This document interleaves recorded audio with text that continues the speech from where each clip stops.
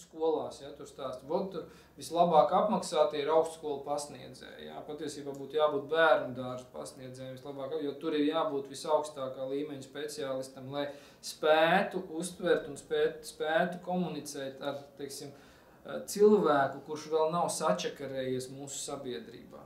Pilnvērtīgi, lai tu spētu ar viņu komunicēt. Jo cilvēks, kurš ir sačakarēts, mēs visi vienādi sačakarēti esam, mēs varam komunicēt, tur nevajag būt baigam psihologam, izlasīt tur, nezinu, pāris psiholoģijas grāmatas, tu sapratīsi, kā apstrādāt jebkuru, ja, tur vidusmēra iedzīvotāju, lai saprastu, kā viņš domā, ko viņš uztver, kā viņam ir.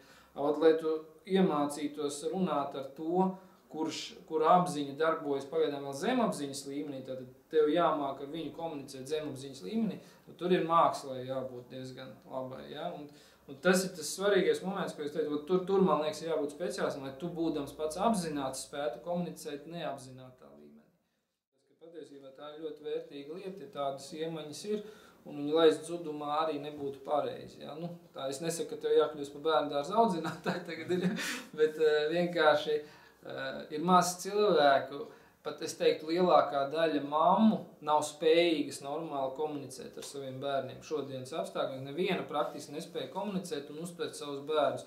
Nu, tā paša tēmas šodien viss ir sačakarēts.